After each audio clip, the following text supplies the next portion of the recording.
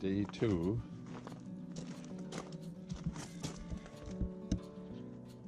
And the vines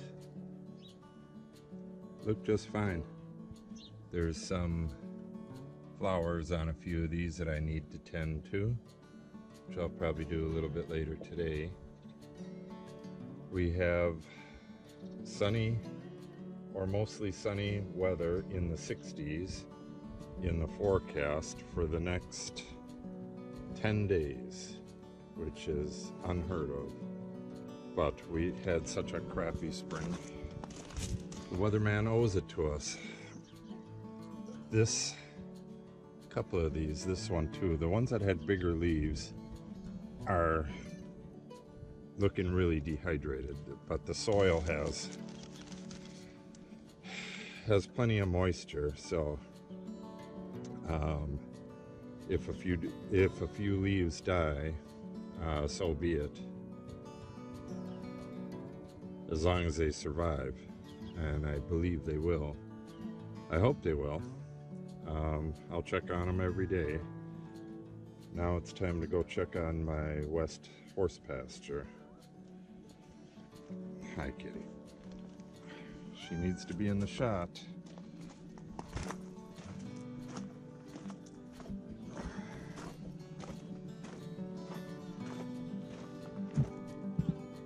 And there it is. Now you can see the burn piles, or the areas where I've burned. You can see 3 of them there. There's some here. I started clearing this area of birches this spring when it was much nicer out, but yet the ground was frozen. There's a washout that I have to fix from all of the melts that we've had. This pad back here was put in I believe either September or October last year, so this is our first summer with it. I can't do a whole hell of a lot today, but I do need to get some seed down in some of these bare spots, and I'll discuss the type of seeds and why that type of grass was chosen. I'll do all of that a little bit later. Right now I'm gonna take a walk down. We have neighbors way down at the far end there, but our land goes actually right up to their house. So I'll be walking down there to assess what things look like and see if the ground's firm enough for me to get in here today.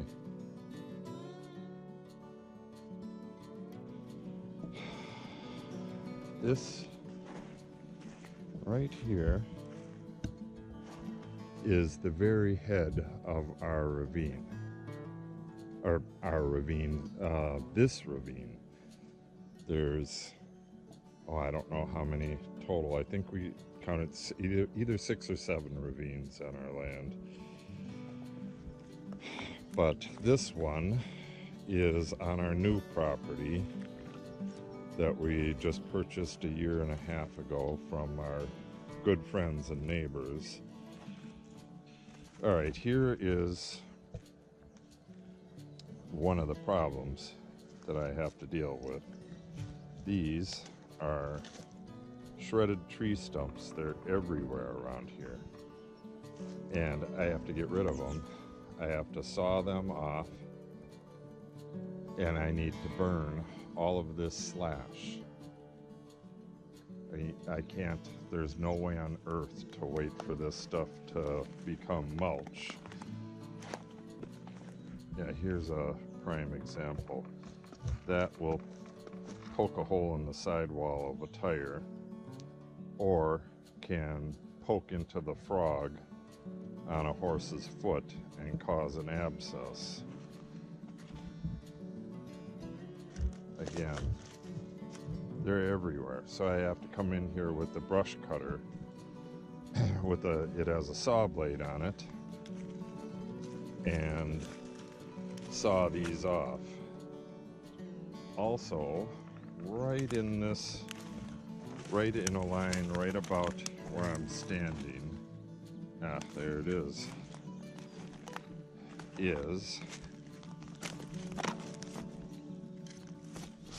ow, barbed wire.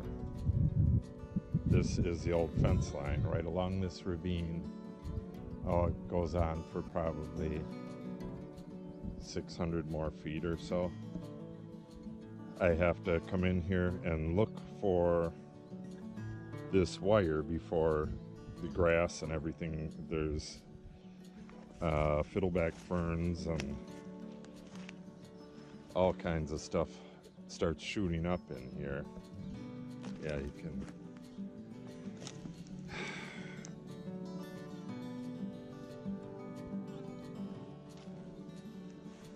So, just zillions of bees. The forestry mulcher, they can put the blade down and get them down to the ground, but they don't want to. You know, it dulls the hell out of their blade, and they would prefer not to do it, and you know, you can't be there watching them every second. So, this is the area I was working in until, I think it's been like 3 weeks now, where it was pretty much spring, and then all of a sudden winter came back for weeks. What I'm doing is the trees along here, these birch, these all need to come out. And there's a lot of dead trees in here too. We had the white ash, or ash in general. The emerald ash borer came through here and killed all the ash. And any ones that are alive keep re-sprouting, and they turn into like a real nasty bush that keeps dying and re-sprouting. So the dead ash need to come out, and they need to have their roots killed. So what I've been doing is raking. I rake up a pile of this forestry mulch into a pile like this, and then the next day I light the pile. I pile it up like that so it can dry out a little bit. Then I cut a tree or two. Well, I've been cutting 3 trees a day. And then I bring all of the tops of the trees over the fire once it's raging. That's the only way to get rid of soft. Well, you can use gasoline or kerosene or something too. But it takes a really hot fire to get rid of the tops of these trees. They're, you know, they still have a lot of moisture in them. They're alive. So get a real hot fire going, and then once the fire is going, it will make a pretty good blaze, and you can just keep feeding it with the wettish trees. That's what I'm doing right here.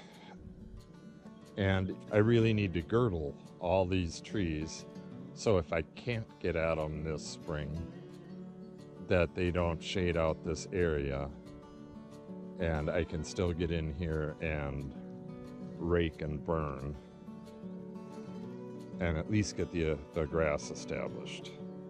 It's what we did in our other pasture, and it turned out pretty well. You just girdle all the trees that you're going to be taking out anyways. So this area here has been raked several times, but as the frost, when I did that, the frost was, you know, all the way to the surface. So as the frost goes away, more can be raked up.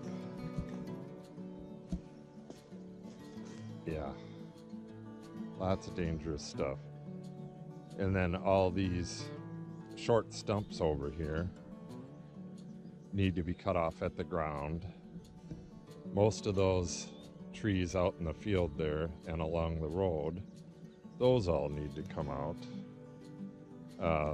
Almost all of them are ash,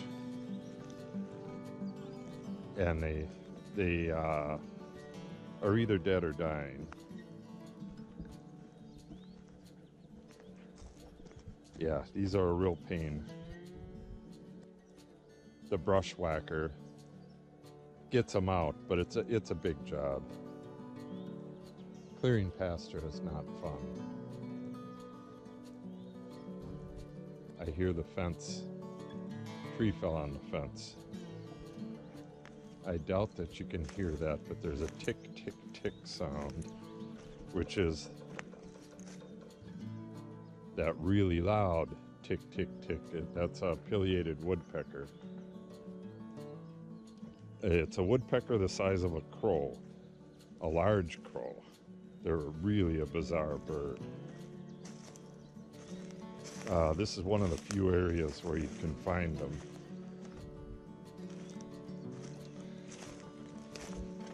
Yeah, I don't know what took the fence down, but there it is.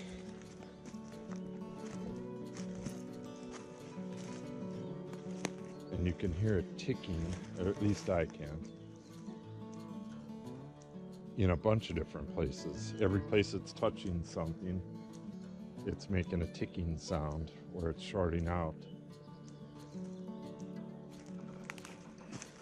I'm not really sure what took it down, or if it just fell.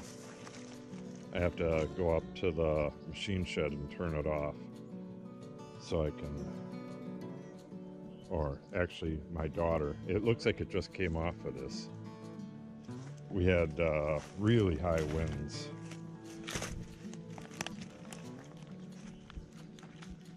So this area was all fairly heavy forest, and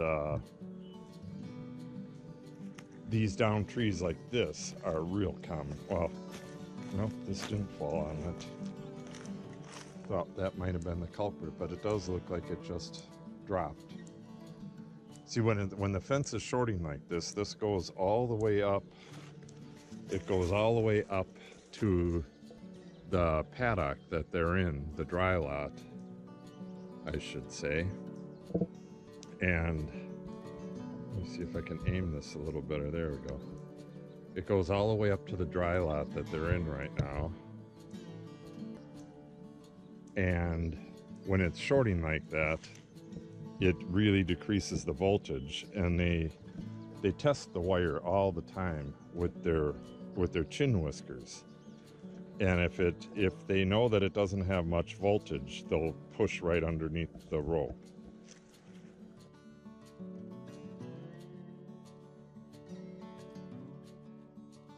Here is my grass mixture for this west pasture here, at least for now. Soon the west pasture will have it'll be split into two different pastures, but for now it's going to be an orchard grass pasture. And here's the orchard grass seed.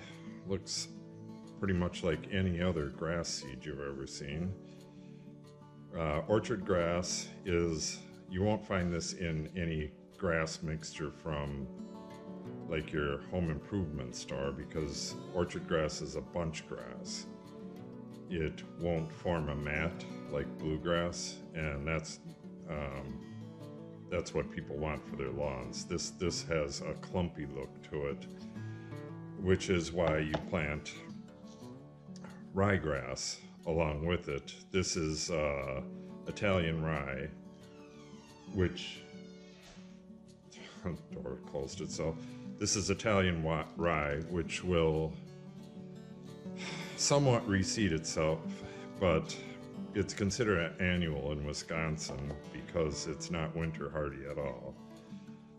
So you reseed, you can frost seed this, which means when your ground is still frozen but most of the snow is gone, you can go in there and seed with this, and it'll work its way to the ground and sprout as soon as it can. The orchard grass is probably the #1 pasture grass for horses because it is up and ready real early in the spring, and then again in the fall. It's the latest lasting grass out there. The biggest thing is to keep it trimmed. Once you move the horses to a different pasture, you want to cut this stuff back down, way down, because if you let it get leggy, I believe this will get like 6 feet tall, and the horses won't eat it. They'll use it to shit in.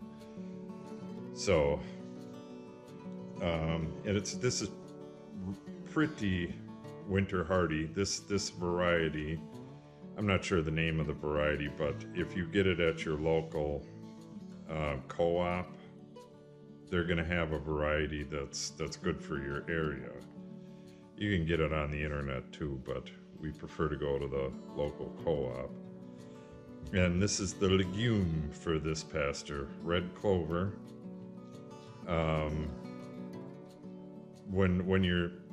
This is a hard mixture to sow because it's 3 completely different sizes and textures.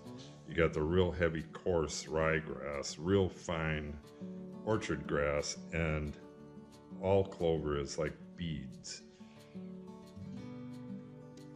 If you mix these all together, these two will stay kinda together. This will drop to the bottom right away, and then you'll have a whole lot of clover in one area. So I don't mix this at all. I'll mix these two, and I'm going to be hand tossing it so I can tell if the mixture is, if this orchard grass is settling out.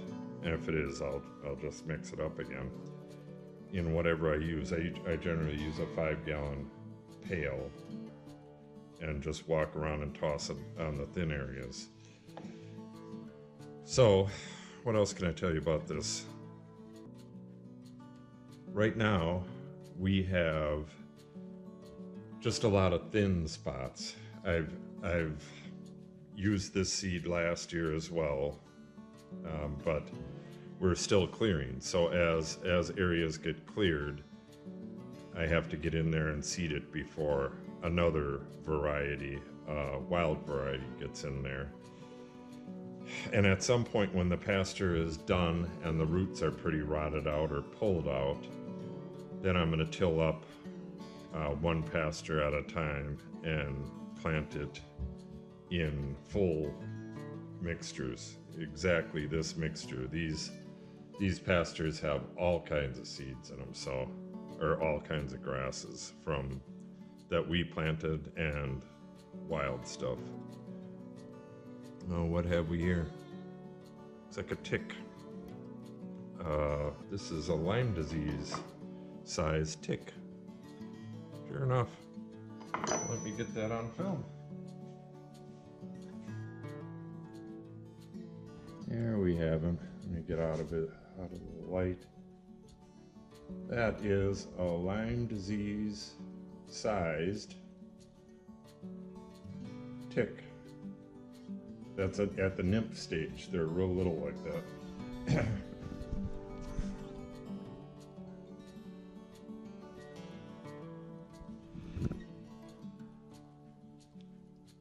I don't know if he came off of me or not, but I was just down there. That's another great thing about having pasture. It cuts down on the ticks, but it's not going to get rid of them. Yeah, real early in the spring and late in the fall and even in the winter, you can get ticks on you. So you got to be careful.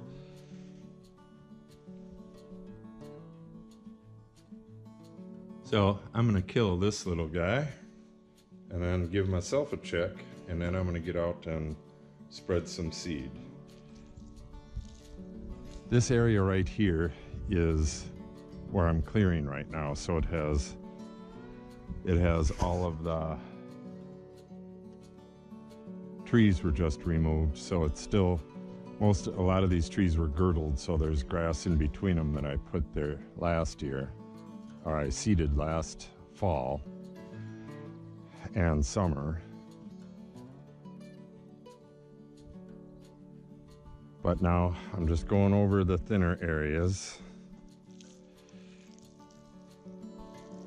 and getting my preferred seed in there before the wild seed takes over. The areas where the natural grasses, oh, there's my gloves. Gotta get them. The areas where the natural grasses grow, if the horses like it, they'll eat it, obviously. But if they like it better than the grass that they're supposed to be eating, they will eat only that and then shit on the other grass, which is why horses are such finicky eaters, that you limit their pastures to one grass. And in Wisconsin, at least, it's one grass plus annual rye or Italian rye. The Italian rye fills in the bare spots, especially with something like orchard grass, which is a bunch grass. The Italian rye will fill in the bare spots or the sparse spots each year. And the horses don't have a favorite spot, so they'll graze more consistently. If you got patches of this and patches of that, they'll sit at the spot they like the best and shit everywhere else. And then they won't eat there. So they basically waste a huge amount of their pasture if you don't put limits on them. Just limit them to one grass, one legume, and some filler if needed.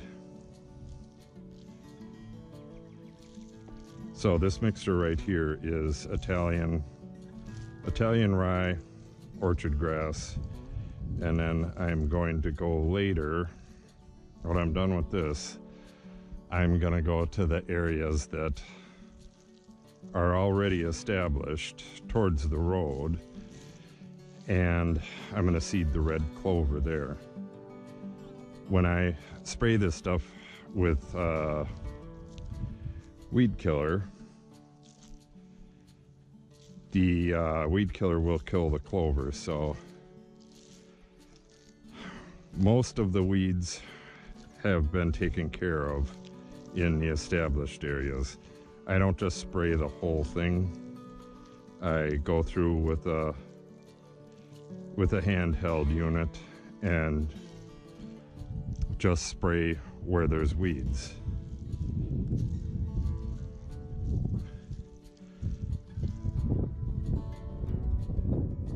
Yeah, it's gonna take a while. This will take a couple hours. I gotta walk the entire field back and forth several times.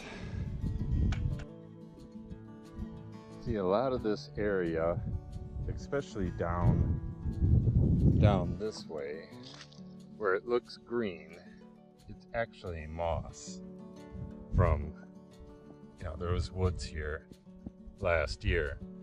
The area I'm in right now had brambles, blackberry brambles, all the way up until fall. I didn't get to this until then. So, and actually a lot of the grass that's growing under the brambles that I didn't plant, some of it could be the orchard grass I'm trying to plant, because orchard grass does really well in the shade. So when you see, a green expanse like that, especially down this far towards the ravine over here, a lot of it could be moss.